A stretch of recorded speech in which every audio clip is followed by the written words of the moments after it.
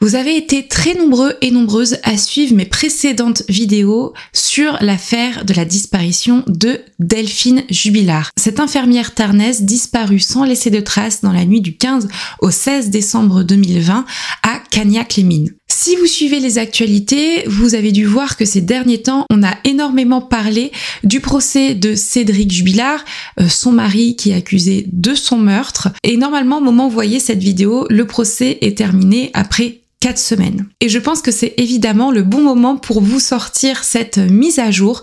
Ça va donc être la 3e vidéo sur cette chaîne concernant Delphine Jubilard. La première étant sortie en 2021 et la seconde en 2023.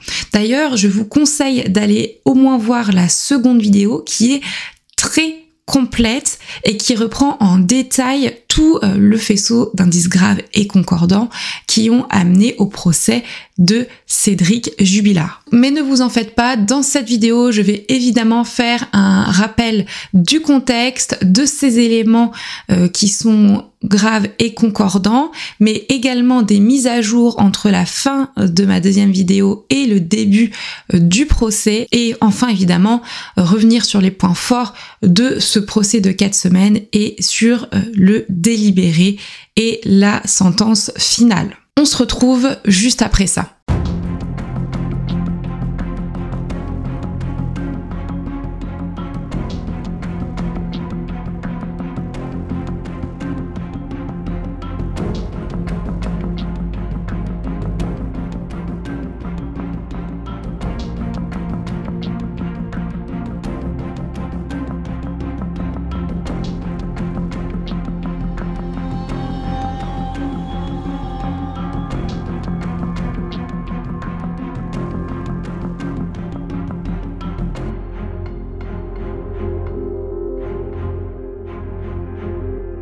Avant de commencer, je voulais vous parler d'un service que vous connaissez déjà si vous me suivez sur cette chaîne. Il s'agit de BetterHelp qui sponsorise cette vidéo. La dernière fois, je vous avais dit que j'allais tester la plateforme et vous faire un retour honnête à la suite, vous le savez, de mes épisodes de déprime et de burn-out, et c'est chose faite. Entre les 2 vidéos, j'ai enfin sauté le pas et j'ai commencé un vrai suivi via BetterHelp et je suis très contente d'avoir pris cette décision. Pour celles et ceux qui le découvrent, BetterHelp, c'est une plateforme de thérapie 100% en ligne qui vous aide à trouver le bon thérapeute. Tout commence par un court questionnaire pour exprimer vos besoins, et de mon côté, moi j'ai rapidement été mise en relation avec une psychologue certifiée inscrite à l'agence régionale de santé, et vous le savez, vous me connaissez, je suis allée vérifier si c'était le cas. Depuis mon espace, j'ai pu choisir le format de ma première séance. J'ai commencé par un échange par message, mais j'aurais pu également choisir un échange téléphonique ou en visio. D'ailleurs, ma prochaine séance prévue est en visio. Ce que j'ai vraiment trouvé pratique, c'est la fluidité du site et de l'application. On peut échanger directement par chat avec son thérapeute pour fixer un créneau, et tout se fait simplement. Entre les séances, on peut aussi écrire à son thérapeute à tout moment, même quand on est en déplacement. Et si jamais le feeling ne passe pas, vous pouvez changer de thérapeute sans frais supplémentaires. Bien sûr, il n'y a aucun engagement, donc vous pouvez mettre votre suivi en pause quand vous le souhaitez. Ce qui distingue BetterHelp, c'est que la plateforme ne vous envoie pas simplement vers le premier thérapeute disponible. Elle utilise un système de mise en relation basé sur plusieurs facteurs: vos besoins, vos préférences, votre situation, mais aussi l'expérience et la localisation des thérapeutes. Le travail de l'algorithme s'arrête là. Ensuite, c'est une vraie relation humaine avec un professionnel certifié formé pour vous accompagner réellement. Ici, on ne parle pas d'intelligence artificielle, mais d'intelligence humaine. Donc si vous aussi vous voulez tester BetterHelp, n'hésitez pas à utiliser le lien qui est en description, en commentaire épinglé, puis qui apparaît également à l'écran. C'est un lien qui vous permettra d'avoir 10% de réduction sur votre premier mois, et puis vous le savez, ça soutient également ma chaîne. Donc je remercie BetterHelp de sponsoriser cette vidéo, et surtout Prenez soin de vous. Je vous le disais, ma dernière vidéo sur cette disparition remonte à il y a maintenant un peu plus de 2 ans, donc en avril 2023. À cette époque, l'enquête approchait de sa fin. Les juges d'instruction avaient quasiment terminé leurs investigations. La reconstitution avait eu lieu quelques mois plus tôt et la défense comme la partie civile attendaient la décision du renvoi devant la cour d'assises. Depuis 2 ans se sont écoulés et le procès a enfin eu lieu.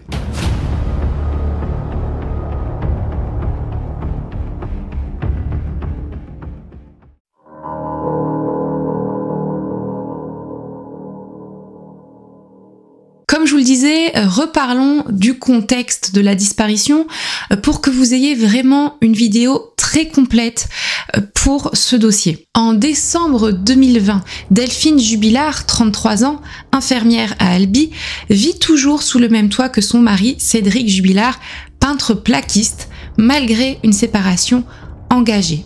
Le couple a 2 enfants, âgés à l'époque de 6 ans pour Louis et de 18 mois pour Elia. La jeune mère de famille a un projet clair. Elle souhaite divorcer et refaire sa vie. D'ailleurs, en été 2020, elle entretient une relation avec un homme marié, surnommé dans les médias l'amant de Montauban. Le mardi 15 décembre 2020, la veille de sa disparition, Delphine va passer sa journée à faire certaines démarches administratives, notamment dans le but de se séparer financièrement de son mari Cédric, entre autres parce qu'il piquait un petit peu dans la caisse, dans les comptes, que ce soit leur compte commun ou le compte de ses enfants. On peut la voir d'ailleurs pour la dernière fois sur une caméra de surveillance dans sa Peugeot 207 bleue. On apprend aussi que quelques heures avant la disparition, Delphine va avoir une discussion par message avec la femme de son amant, donc l'amant de Montauban. Cette femme qui aurait donc découvert très récemment l'existence de Delphine et donc de la relation extra-conjugale de son mari. Elle aurait confronté cette dernière qui lui aurait répondu calmement et il va y avoir une sorte de pacte qui va se mettre en place. Notamment, elle demande à Delphine de laisser passer les fêtes de Noël afin qu'il passe ses dernières fêtes en famille avant potentiellement que les deux évoluent dans une relation plus sérieuse et elle va accepter ce petit pacte. Bon, elle ne va pas l'honorer très longtemps puisque le soir même, on le sait, elle envoie une photo d'elle à son amant. Mais avant ça, on a Delphine, Cédric et les 2 enfants qui vont dîner ensemble. Louis va regarder la télévision avec sa mère, Elia est au lit et Cédric de son côté joue à des jeux sur son téléphone portable, notamment Game of Thrones. Je vous le disais donc, ce soir-là, Delphine continuait à envoyer des messages sur l'application Snapchat à son amant, notamment des messages qui laissent peu de place au doute sur les intentions qu'elle a avec cet homme, et notamment aussi une photo d'elle en petite tenue. Le dernier message va être envoyé à 22h58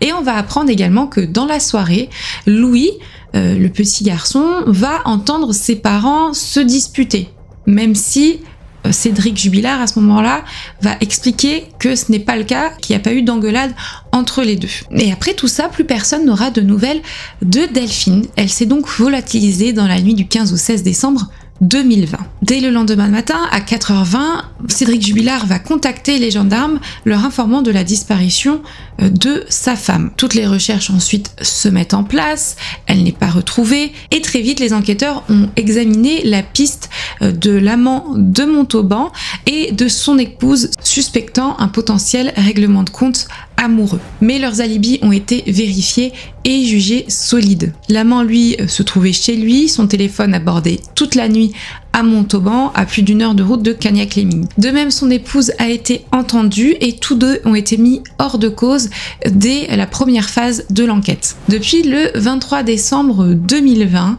le parquet de Toulouse a ouvert une information judiciaire pour arrestation, enlèvement, détention ou séquestration arbitraire. Et c'est finalement le mari de Delphine, Cédric Jubilard, qui va être mis en examen 6 mois après la disparition, soit le 18 juin 2021, pour meurtre aggravé au vu de tous les éléments et les indices que je vais vous rappeler juste ici. Parmi tous ces éléments, parmi tous ces indices, un point vraiment troublant qui est un peu central dans ce dossier, c'est le comportement du téléphone de Cédric Jubilard. Il a toujours affirmé qu'il s'était endormi assez tôt finalement, après avoir joué à son jeu Game of Thrones, ce qui avait d'ailleurs complètement déchargé son portable qu'il avait branché toute la nuit avant son réveil à 3h52 par sa petite Elia qui pleurait comme il l'a raconté. Sauf que donc les analyses techniques démontrent le fait que son téléphone était en rade de batterie cette nuit-là. En plus de ça, quand il le rallume, il y a un peu moins de batterie que quand il l'avait éteint. Donc là-dessus, il y a quelque chose qui ne coïncide pas. En plus de ça, donc son téléphone a été mis en mode avion, chose qu'il ne faisait quasiment jamais. Pareillement, normalement, en tout cas toute cette semaine-là, il regardait tous les soirs des sites pornographiques.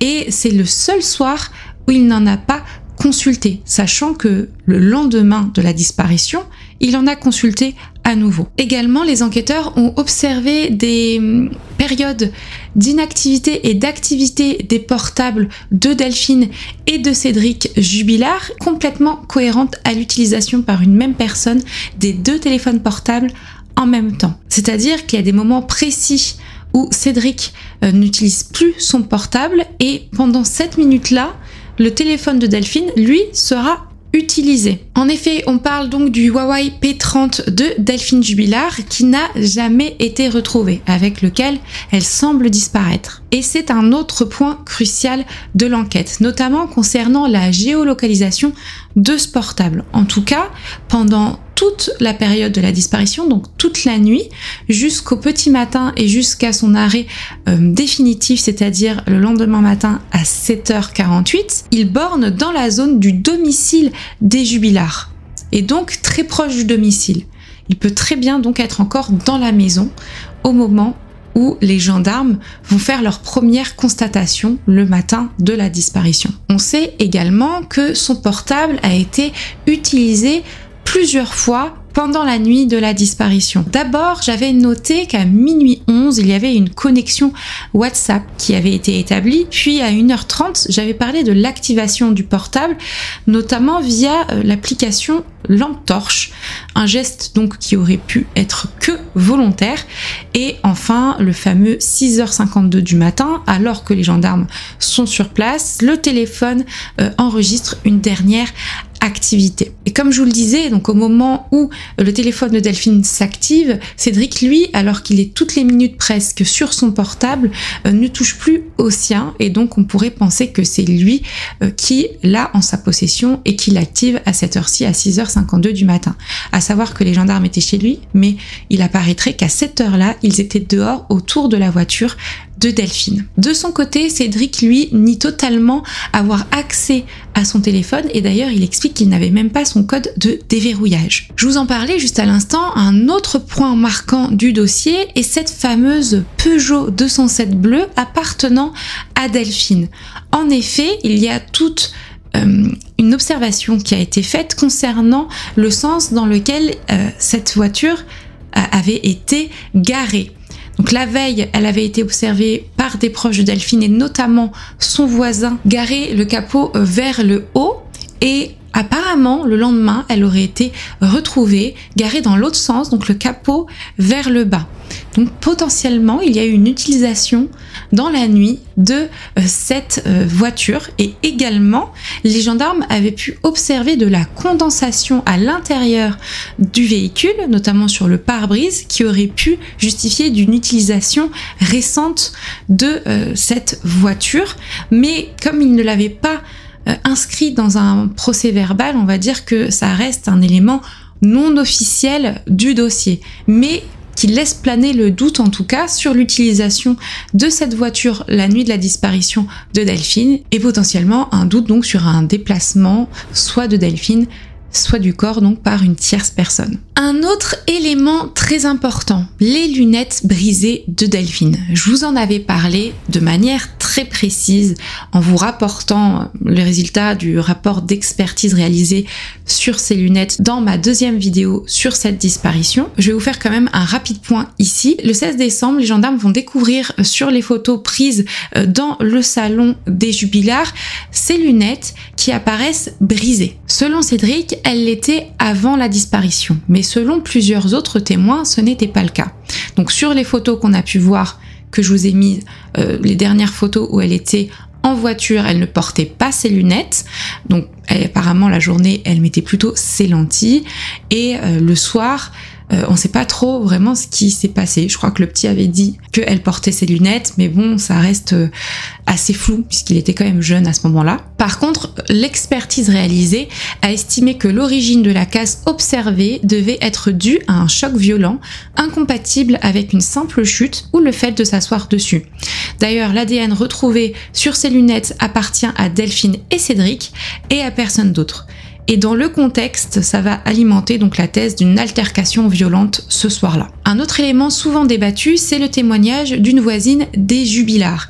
Rappelez-vous, c'était la voisine et sa fille qui disaient avoir entendu vers 23h07 une femme crier et des chiens aboyer. Car effectivement, le couple Jubillard avait 2 chiens. Ces cris n'ont pas été entendus par d'autres voisins. Mais il y a une reconstitution qui a été réalisée en 2022, en décembre 2022, et qui a démontré qu'il était acoustiquement possible d'entendre une dispute depuis leur habitation. Pour les juges, c'est un témoignage qui reste crédible, même s'il ne permet pas de dater précisément la disparition de Delphine. Il y a pendant un temps une piste parallèle que je vous avais évoquée dans ma deuxième vidéo. C'est celle de Marco, un co-détenu de Cédric Jubillard. Lui avait affirmé que ce dernier lui avait avoué avoir enterré Delphine près d'une ferme brûlée. Ces confidences auraient été évoquées par Séverine, la compagne que Cédric avait rencontrée lors d'une battue pour retrouver Delphine, très peu de temps d'ailleurs après qu'elle soit disparue, avait elle-même été placée brièvement en garde à vue en décembre 2021 avant d'être relâchée faute d'éléments concernant ces propos-là, concernant la ferme brûlée. Mais ni les recherches autour de cette ferme, ni les déclarations de Marco n'ont permis d'apporter d'éléments concrets sur la disparition de la jeune infirmière. Je vous le disais, fin 2022, une reconstitution a été réalisée à Cagnac-les-Mines dans la nuit. Reconstitution grandeur nature. Cédric, lui, il restait mutique. Maintenant, c'est la même version qu'il maintient depuis le début. Il s'est endormi, puis il s'est réveillé à 3h53 et n'a aucune idée de ce qu'est advenu de Delphine. Juste avant ma dernière vidéo, donc en mars 2023, je vous avais expliqué qu'une 7e demande de remise en liberté avait été demandée par la défense de Cédric Jubillard. À ce moment-là, il était détenu depuis près de 2 ans à la maison d'arrêt de Cesse et cette demande avait à nouveau été rejetée.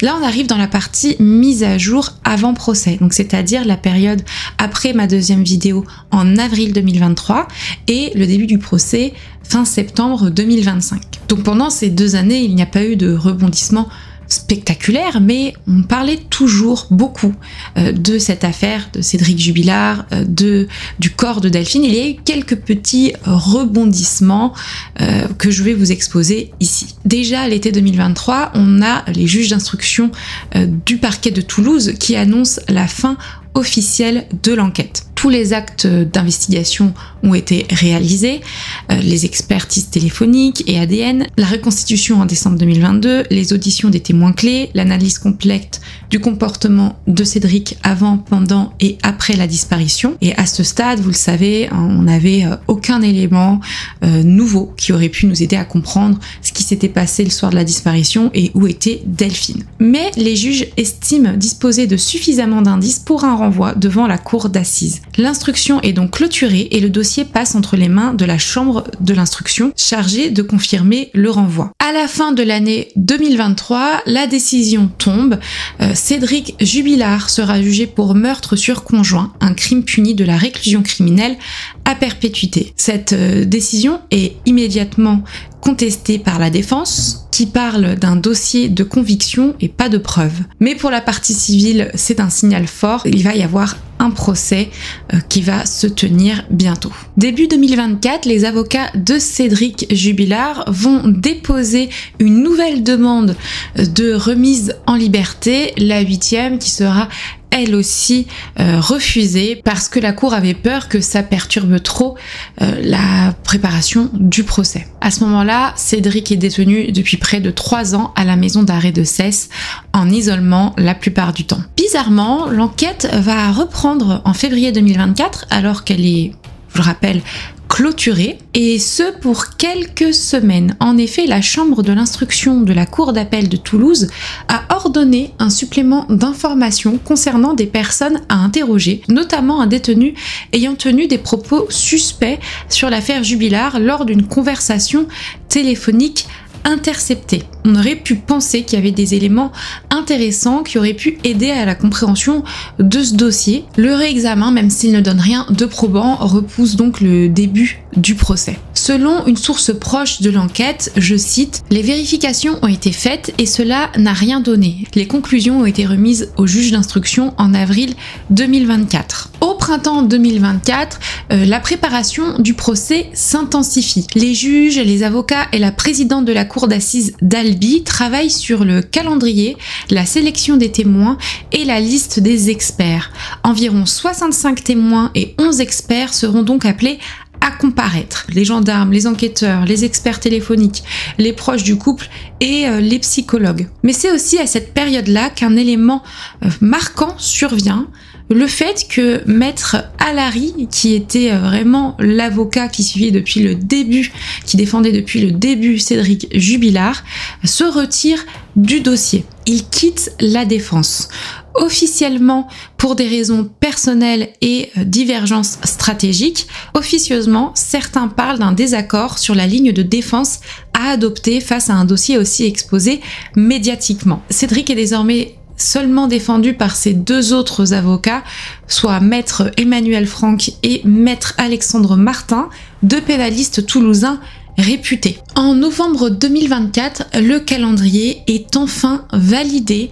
Le procès de Cédric Jubilard s'ouvrira le 22 septembre 2025 à Albi pour une durée prévue de 4 semaines jusqu'au 17 octobre. Les autorités préparent un dispositif de sécurité exceptionnel avec une salle d'audience agrandie et un espace presse dédié. Il va s'agir de l'un des procès les plus médiatisés de ces dernières années en France, donc effectivement beaucoup de monde attendent ce procès et il va même y avoir des hôteliers qui vont remarquer une augmentation forte des réservations pendant la période de ce procès qui montre l'intérêt que portent les civils pour ce dossier. En 2025, il n'y a aucun nouvel acte d'enquête qui est réalisé. Par contre, en mai 2025, il va y avoir une demande faite par l'avocat d'une des parties civiles qui va réclamer à la justice de passer au peigne fin un bois situé au nord de Cagnac-les-Mines, aux alentours du hameau de Cazoul,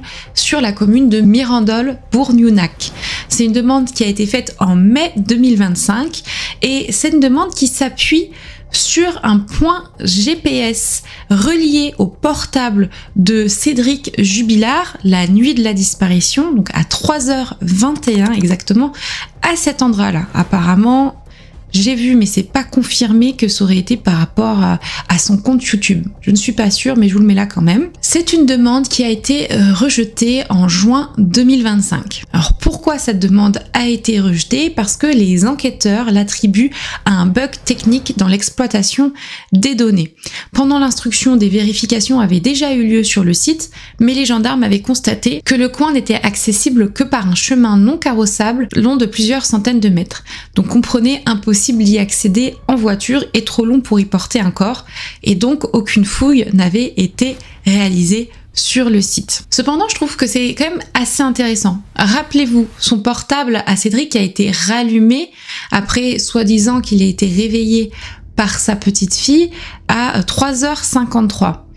Or, on parle d'un point, d'une activation en tout cas du portable qui a été faite à 3h21 au niveau de ce hameau. Et c'est un timing qui correspond parfaitement puisqu'il y a environ 30 minutes de route entre ce hameau et le domicile Jubilard. On peut dans cette éventualité penser, et ça reste complètement hypothétique, que dans le cadre de l'implication de Cédric Jubilard dans la disparition de sa femme, il aurait peut-être emprunté la voiture de Delphine, il aurait transporté un corps à cet endroit-là, donc 30 minutes pour y aller, et ensuite, donc je sais pas s'il aurait rallumé ou quoi son portable là-bas, mais avant de repartir, son portable aurait été peut-être rallumé avant d'être éteint rapidement, il serait revenu en voiture, aurait garé la voiture dans l'autre sens, et dès qu'il serait rentré, donc à 3h53, il aurait rallumé son portable et la suite, vous la connaissez. Malgré ça, ça va pas être réalisé. Il y a peut-être des informations que je n'ai pas et qui expliquent pourquoi. En tout cas, le dossier reste figé, même si les médias s'y intéressent sporadiquement. Je pense que le pivot majeur de l'accusation, c'est clairement les données téléphoniques qui sont évoquées d'ailleurs dans plusieurs ouvrages réalisés par plusieurs auteurs ou journalistes criminels de faits divers qui vont sortir avant le procès afin de faire un point sur l'enquête de la disparition et parler de ces éléments accablant ou non Cédric Jubilard. L'hypothèse principale reste donc bien évidemment celle d'un drame conjugal dans la nuit du 15 au 16 décembre 2020, probablement après une dispute déclenchée par, on pense, la découverte des messages entre Delphine et son amant. En juillet 2025, un nouveau témoignage va relancer brièvement l'attention médiatique sur ce dossier. On parle d'une ex-compagne de Cédric Jubilard qu'il a rencontrée pendant sa détention provisoire. Elle est identifiée sous le prénom de Jennifer et elle va être entendue par les enquêteurs. Elle va affirmer que lors de parloirs à la prison de Cesse, Cédric lui aurait confié avoir étranglé Delphine, mimant le geste. Et il lui aurait dit, je cite, « J'ai déjà tué une fois, ne me trompe pas et tout se passera bien ». Selon elle, il aurait aussi parlé d'un endroit où, je cite, « personne ne la retrouverait ». Cette déposition est jugée crédible par le parquet, elle est transmise à la présidente de la cour d'assises qui va décider de convoquer le témoin pour le procès. Du côté de la défense, on parle, je cite, de vengeance amoureuse et d'un témoignage sans fondement factuel. Malgré tout, c'est une déclaration qui va être ajoutée au dossier et qui va faire partie des points évoqués lors de l'audience. Selon un des avocats de Cédric Jubilard, je cite, « Si ces propos ont été tenus, ils peuvent relever d'une provocation qui ne serait que la troisième. Je crois que dans le caractère qui est le sien, il peut peut-être de guerre lasse, à force d'entendre « mais qu'est-ce qu'il s'est passé ?» par provocation raconter n'importe quoi. Si on prend un peu de recul, les premières révélations ont fait l'objet d'investigations, ça n'a strictement rien donné. Les deuxièmes révélations à son codétenu ont fait l'objet d'investigations, ça n'a strictement rien donné non plus. Et début du mois de septembre 2025, alors que le procès arrive à grands pas, la justice va ouvrir une enquête pour subornation de témoins et appel malveillant réitéré. Après que Cédric Jubilard a tenté de joindre Jennifer, il avait tenté à plusieurs reprises d'appeler cette dernière le 4 septembre 2025 au soir. Son ex-compagne n'ayant jamais répondu à ses appels, il lui aurait laissé plusieurs messages, dont un message vocal, je cite, qui disait « Réponds quand je t'appelle, tu as peur de quoi ?» De son côté, lui, il nie totalement avoir tenu ses propos auprès de Jennifer. C'est une enquête donc qui a été classée sans suite, l'enquête pour subornation de témoins et qui ne donnera rien. Et c'est dans ce contexte, après presque 5 années d'attente, que s'ouvre enfin le procès de Cédric Jubilard le 22 septembre 2025 devant la cour d'assises du Tarn à Albi. Un procès hors norme, sans corps, sans aveu, avec une question centrale, est-ce que la justice peut condamner un homme sur la base d'indices ?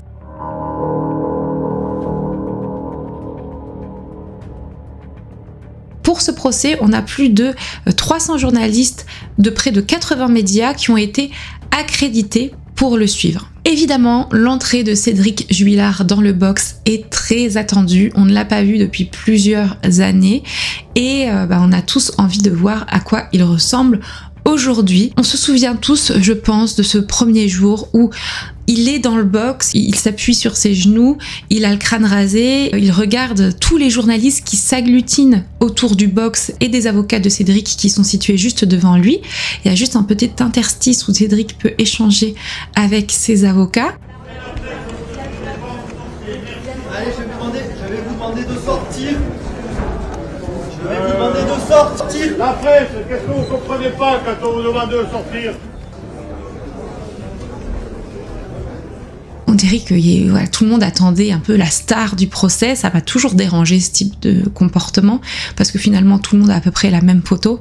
Mais ce sont des photos qui resteront derrière dans les annales. Et ce sont des photos qui ont une importance dans ces enquêtes, dans ces gros dossiers médiatiques. Donc tout le monde était là pour prendre la meilleure photo qui sera diffusée ensuite dans les médias. Et lui, donc, il apparaît vraiment assez calme, des fois un petit peu souriant.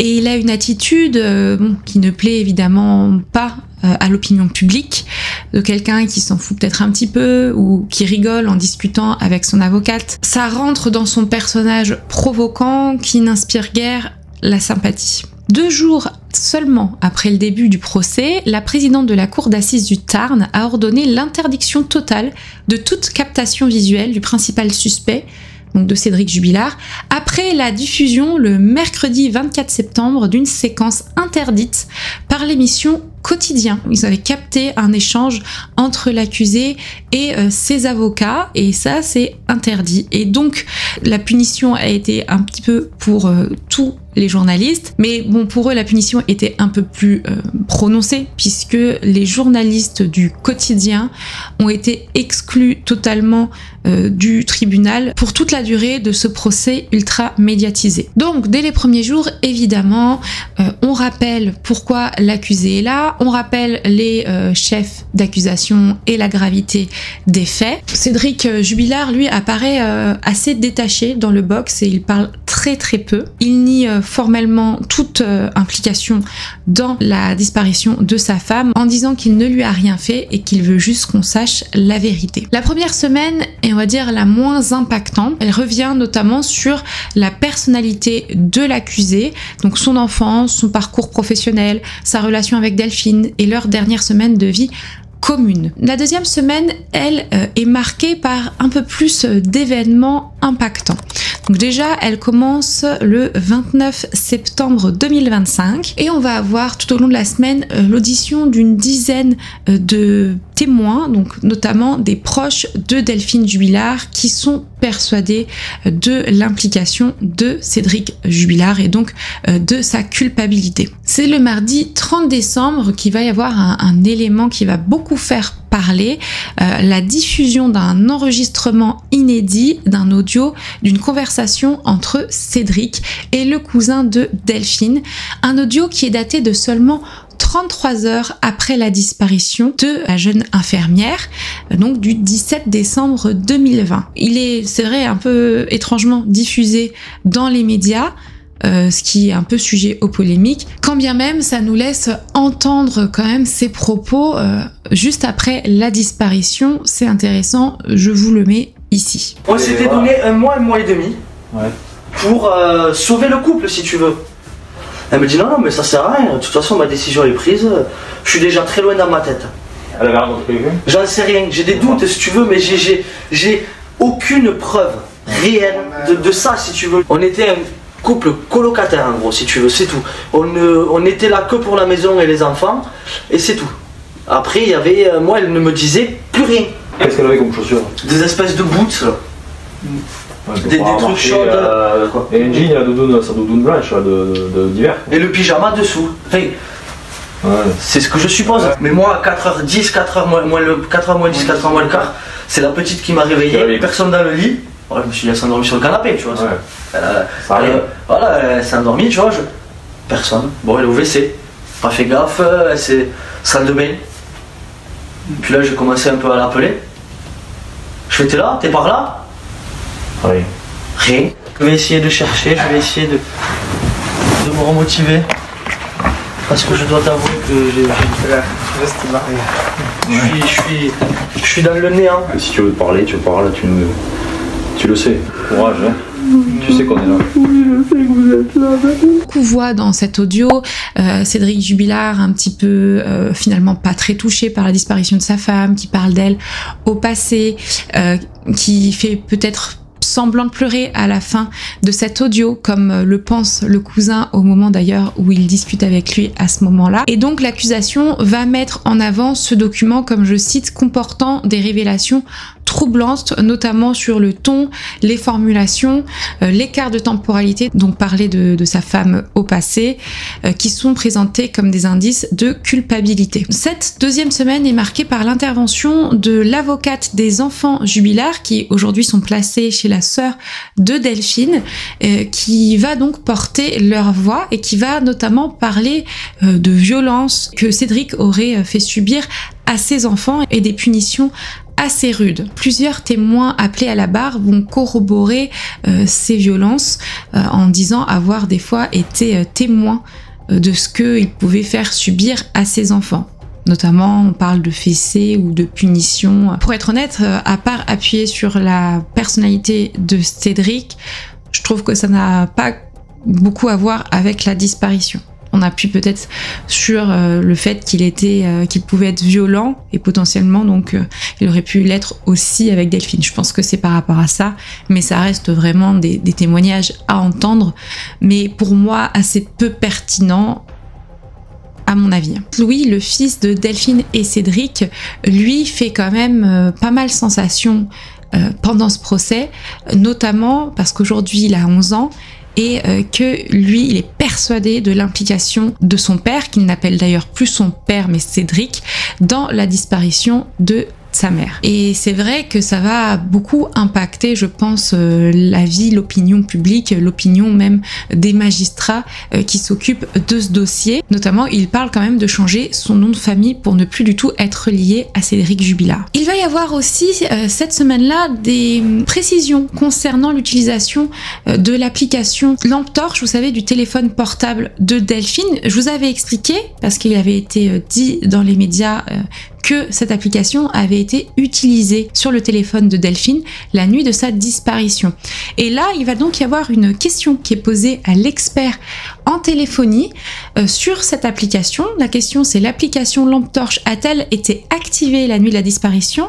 L'ingénieur va répondre: excellente question. Je ne peux pas vous répondre, je n'ai pas trouvé de telles traces, mais cela ne veut pas dire que l'application n'a pas été utilisée. Donc aujourd'hui, en fait, on n'en sait pas plus, mais on n'est pas sûr à 100% que la lampe torche a été utilisée. Concernant la défense, on comprend comment elle s'organise encore plus cette deuxième semaine-là. Elle est vraiment axée sur les carences de l'enquête. Elle va notamment pointer du doigt l'ancien procureur de la République de Toulouse, Dominique Alzehari. Vous vous rappelez, je vous en avais parlé lors de ma deuxième vidéo. J'étais revenue sur ses dires parce qu'il avait donné des informations qui s'avéraient être fausses lors d'une conférence de presse en 2021. Notamment sur cette fameuse histoire de la couette des Jubilard. Il avait expliqué au départ qu'elle se trouvait dans la machine à laver lorsque les gendarmes sont arrivés, donc potentiellement il y aurait pu avoir du sang dessus ou quoi que ce soit, puis finalement il s'avère que c'était pas du tout le cas, qu'elle a été lavée bien plus tard et que donc c'était une mauvaise information qui avait été donnée par cet ancien procureur. Et donc, fait assez rare pour le souligner, il va se présenter à la barre et va être entendu concernant cette fameuse conférence de presse controversée de juin 2021. Alors, Maître Martin, avocat de la défense, va dire, je cite: « Je considère que vous êtes le péché originel de ce dossier. À partir de votre intervention, il a fallu qu'on rétablisse un bon nombre de vérités. » Et ensuite, on arrive à la troisième semaine qui va débuter le 6 octobre. Elle est particulièrement mouvementée cette semaine. Donc déjà, on va avoir, après le témoignage de l'amant de Montauban, donc qui s'appelle Donajean Maquet, qui était venu lui raconter son histoire naissante avec Delphine et affirmer sa conviction de l'implication de Cédric Jubilard dans sa disparition, avoir la défense qui va provoquer un coup de tonnerre. Et effectivement, je me souviens que quand j'ai vu passer succinctement comme ça dans mes notifications cette information, je me suis dit, oulala, est-ce qu'on ne se serait pas trompé depuis le départ? Et est-ce qu'en fait cette information-là a été cachée ou qu'on s'en est rendu compte vraiment trop tard. En tout cas, je vais vous l'expliquer. On a donc le 6 octobre 2025 les avocats de Cédric Jubilard qui ont accusé les enquêteurs d'avoir, je cite, falsifié la procédure lors de l'instruction en cachant selon eux un élément clé, donc le bornage du téléphone de l'amant qui aurait, d'après leur dire, été détecté la nuit de la disparition sur le relais couvrant le domicile du couple à Cagnac-les-Mines. On a donc maître Martin qui va s'emporter en expliquant, je cite, « C'est un véritable scandale judiciaire. On a volontairement écarté une donnée qui montrait que l'amant de Delphine avait pu être sur place. Quand on falsifie un dossier, c'est qu'on ne veut pas chercher ailleurs. » Et donc à la barre, cet amant, Jean, qui est un homme de 44 ans, va dire « Je ne suis jamais allé à Cagnac-les-Mines ». Pourtant, la défense affirme que son numéro figure bien sur la liste des centaines de téléphones captés entre 22h et 6h du matin autour du domicile Jubilard, et que le procès-verbal concernant le bornage du téléphone de l'amant avait mystérieusement disparu du dossier. Finalement, dès le lendemain, donc le 7 octobre, ce coup de théâtre s'effondre. Je me souviens, ça avait vraiment fusé de partout dans les médias, et en fait on va avoir une explication simple et un peu bête due à l'informatique, et c'est un gendarme qui est auteur du document en question qui va s'exprimer un petit peu penaud, on va dire. Devant toute la cour, il va dire que ça résulte d'une erreur, une simple erreur de copier-coller entre deux bases de données, et que le numéro de cet amant n'avait rien à faire en fait dans le listing des numéros de téléphone recensés autour du domicile Jubilard. Il apparaît donc que le numéro de téléphone de cet homme n'a jamais borné à Cagnac-les-Mines et qu'il disait donc la vérité. On a donc l'avocat des enfants de Delphine, maître Laurent Boguet, qui résume alors, je cite, « Les médias parlent d'un scandale, mais il n'y en a pas, ce n'est qu'une erreur de manipulation informatique ». De leur côté, les autres parties civiles dénoncent une tentative de diversion, soulignant que cette hypothèse ne permet en rien d'expliquer le fait que le portable de Delphine borne à 6h52 au niveau du domicile des Jubilards sans jamais donc quitter cette zone, que d'ailleurs son amant lui embauchait à 6h du matin au magasin de bricolage où il travaillait. Donc ça ne coïncidait pas du tout. Toute cette semaine, on va enchaîner les témoignages, certains se contredisant. On va avoir d'ailleurs des anciens codétenus de Cédric Jubilard qui vont être interrogés en visioconférence. Certains affirment que Cédric Jubilard était pas assez intelligent pour organiser la disparition de sa femme et qu'il fasse presque le crime parfait, et d'autres sont certains de sa culpabilité. Et puis on revient sur Marco, cet homme, vous savez, qui disait avoir recueilli les aveux de Cédric Jubilard et qui avait parlé de cette ferme brûlée. Un codétenu va avertir pendant le procès, je cite, « Marco est fou, c'est un mythomane ». Sa parole est donc encore plus remise en cause à ce moment-là. Cédric, de son côté, va dire que plus de 90% de ce que Marco dit est faux. Par contre, il va concéder partiellement avoir en effet tenu des propos à Séverine et lui sur cette ferme brûlée, en disant qu'il qualifiait ses propos de blagues, des paroles destinées à choquer plutôt qu'à confesser. On a ensuite cette semaine-là Jennifer et Séverine qui vont s'exprimer quant à leur témoignage. Donc Séverine finalement pense que Cédric n'est pas impliqué dans la disparition. Cédric, je ne le crois pas coupable, parce que pour l'instant, on nous a pas amené de preuves, quoi. Comment quoi, il est coupable, quoi. Cédric, c'est quelqu'un de bien, en fait. Et pour lui, c'est pas lui. Il m'a toujours dit que c'était pas lui qui l'avait fait. Tandis que Jennifer, elle, en est persuadée. Elle avait, vous savez, confessé avoir entendu de la bouche de Cédric fameux propos qu'il avait tué Delphine, et il avait même apparemment mimé comment il l'avait fait. Ils sont revenus là-dessus. Je lui ai dit mais c'est toi qui l'as tué. C'est là qu'il m'a dit oui et qu'il m'a dit comment il avait procédé. Il me dit je l'ai étranglé. Il me montre en fait sur moi. Il me colle contre lui en arrière. Il me fait une clé de coude comme s'il allait m'étrangler. Il me dit que c'est quand il a étranglé Delphine, c'est là qu'elle a fait ses besoins sur elle. Quand on étrangle quelqu'un, la personne fait ses besoins sur elle. C'est lui qui me dit ça. Et je lui ai dit pourquoi tu l'as pas tout simplement laissé partir. Il me dit que sinon elle allait le faire chier avec la maison et les enfants. Il dit que si c'était à refaire, il le referait. Il dit qu'elle faisait rien à la maison, etc. Que ça a été bien les 10 premières années, mais qu'après elle a montré son vrai visage, qu'il s'est senti muselé par Delphine. Cédric continue à nier farouchement ses propos. On va ensuite parler du profil psychologique de l'accusé. L'expertise qui est menée en plusieurs séances ne révèle pas de pathologie évidente, mais montre un homme maîtrisant son discours. Le psychologue souligne qu'il sait mesurer ses propos et qu'il garde un contrôle permanent. Je cite, quand il est joueur, il contrôle. Quand il se confie, il ne contrôle plus. De son côté, Cédric Jubilard, sur le banc des accusés, lui, il reste fidèle à lui-même. Il parle peu, ou alors il va avoir des tics de langage ou un ton laconique, une répétition quasi mécanique de formules.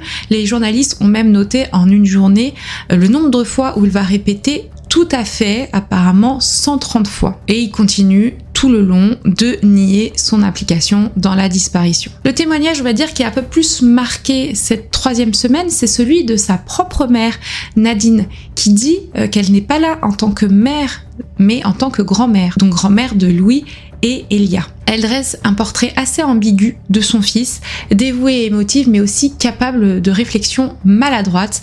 Elle va reconnaître par exemple avoir dit à sa fille en plaisantant, je cite, « Tu vas pas faire comme ton père ». Elle admet surtout avoir entendu quelques semaines avant la disparition de sa belle-fille, Cédric, lui dire des propos assez problématiques au regard de ce qu'on sait aujourd'hui. C'était des menaces proférées par son fils à l'encontre de Delphine. Il disait, je cite, « J'en ai marre, elle m'énerve, je vais la tuer, je vais l'enterrer, personne ne va la retrouver ». Nadine avoue aujourd'hui regretter avoir pris ces menaces à la légère. L'ultime semaine du procès s'ouvre dans une atmosphère lourde, presque résignée. Après 3 semaines d'audience et de témoignages parfois contradictoires, la cour d'assises du Tarn s'apprête à interroger Cédric Jubilard lui-même sur la nuit de la disparition de son épouse.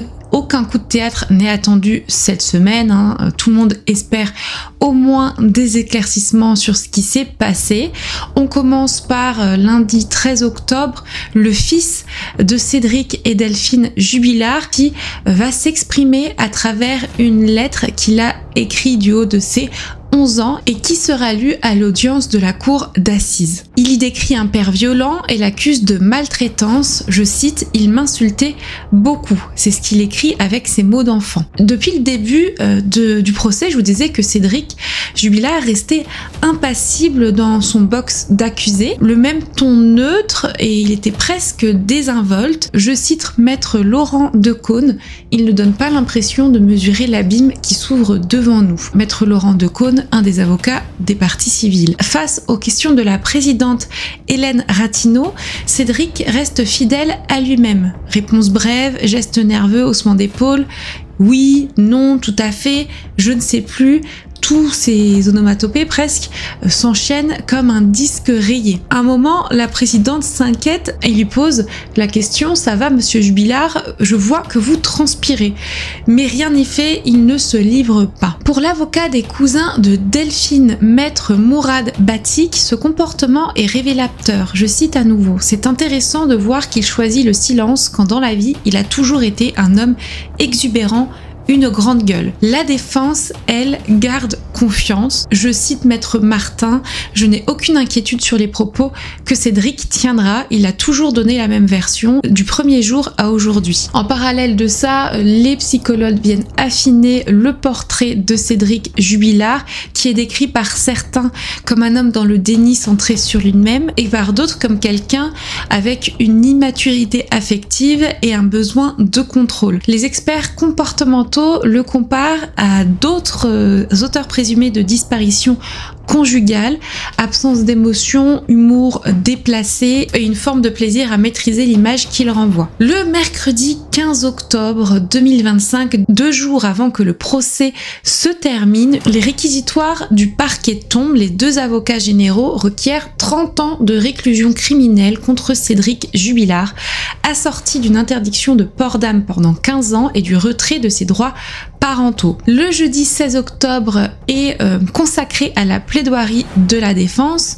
Maître Franck et maître Martin martèlent les mêmes mots-clés depuis le début. Pas de corps, pas de témoins, pas de preuves, et il dénonce un dossier bâti sur des suppositions, des émotions et une instruction à charge depuis le premier jour. En face, les parties civiles parle d'un crime d'un homme incapable d'accepter la séparation, d'une spirale de jalousie et d'humiliation. Un des avocats de la famille dira que Delphine voulait simplement être libre et vivre. C'est ce vendredi 17 octobre 2025 qui signe la fin de 4 semaines d'audience et on a attendu donc plusieurs heures le délibéré qui est au final tombé. Cédric Jubilard est reconnu coupable du meurtre de son épouse et est condamné à 30 ans de réclusion criminelle. Coupable. Putain, coupable. 30 ans. Évidemment, vous vous doutez bien, la première réaction de la défense, c'est de faire appel de cette décision. Surtout pour notre client, nous allons nous remettre au travail pour préparer cet appel. Nous espérons que de futurs jurés y croiront.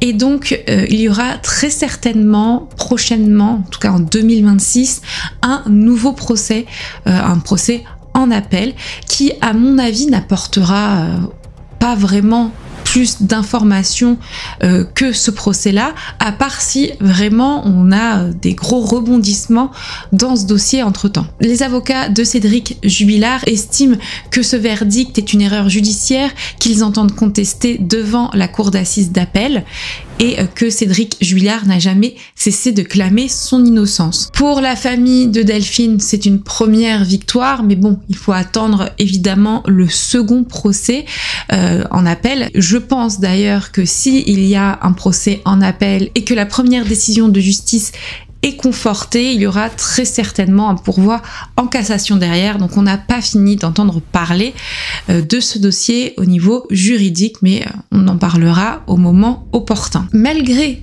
ce verdict, le mystère reste entier. Aucun corps n'a jamais été retrouvé, on n'a aucun aveu qui a été prononcé pendant ces 4 semaines et depuis le début en fait, et la chronologie exacte de la nuit du 15 au 16 décembre 2020 reste floue malgré les éléments qui ont été apportés. Alors que retenir de ce procès? Malgré le fait que la justice semble vraiment pencher sur la culpabilité de Cédric Jubilard et que toutes les autres hypothèses semblent avoir été mises de côté, c'est surtout le fait qu'on n'a toujours aucune information sur le déroulé exact des faits de la nuit de la disparition de Delphine et surtout de la localisation de son corps. On n'a aucune information, on ne sait pas et on se demande si un jour on saura réellement ce qui lui est arrivé. Parce qu'au final, ce procès, mis à part mettre le nom coupable sur la tête de Cédric Jubilard, pour la famille, ça n'apporte pas grand-chose. Peut-être des convictions renforcées sur sa culpabilité, mais eux, ils ont besoin de savoir où est Delphine, peut-être pour lui apporter aussi une sépulture décente et pour pouvoir mettre un point final à cette histoire en commençant un deuil qui, à ce jour, reste impossible. Et comme d'autres dossiers que j'ai pu traiter sur cette chaîne, à savoir Amandine Estrabo, Laure Zachello ou Chantal Mélé, qui sont un petit peu des reflets de cette histoire de la disparition de Delphine Jubilard, mais beaucoup moins médiatisée, on retrouve les mêmes interrogations. Jusqu'où peut-on aller au niveau de la justice sans preuve matérielle? Et aujourd'hui, la justice est claire là-dessus, en voyant pour certains de ces dossiers et pour le dossier de Delphine Jubilard ce qu'il en est, on peut accuser un homme sans preuve concrète, sans indice matériel, mais comme je vous le répète souvent, grâce à un faisceau d'indices graves et concordants qui laisse peu de doute à l'implication ici de Cédric Jubilard dans la disparition et le meurtre de sa femme Delphine. Voilà, c'était comme d'habitude une vidéo très longue. Dès que on parle de Delphine Jubilard, ce sont des vidéos avec plein de détails. J'espère que ça a été un bon résumé pour vous, que pour tous ceux qui, d'ailleurs comme moi ces derniers temps, étaient un peu perdus par le nombre d'informations et des fois le nombre aussi d'articles qui sortaient, des fois qui disaient des choses fausses ou tout simplement qui se répétaient, ça vous a apporté des éclaircissements quant au déroulé du procès. N'hésitez pas à me laisser un commentaire pour m'aider au référencement de cette vidéo et pour aider mon travail. Je remercie d'ailleurs à nouveau BetterHelp d'avoir sponsorisé cette vidéo. Vous le savez, les sponsors, c'est très important pour qu'on puisse continuer sereinement ce qu'on fait ici sur cette chaîne. La prochaine vidéo sera une disparition, un dossier dont vous n'avez jamais très certainement entendu parler. Je me suis déplacée pour aller à la rencontre des familles, des proches qui sont impactés par cette disparition, donc restez bien à l'affût. Également, si vous voulez me suivre sur d'autres plateformes, vous pouvez le faire sur tous mes réseaux sociaux et sur Spotify. Tout est en barre de description et j'ai aussi ma chaîne secondaire qui s'appelle Les coulisses de Marine B. Je vous la mets également en description, qui vous explique un petit peu mon travail derrière les caméras, qu'est-ce que je fais, comment je remplis mes journées. Si vous m'avez suivi jusque là, je vous remercie énormément et on se retrouve la semaine prochaine pour une nouvelle vidéo. En attendant, prenez soin de vous et de vos proches.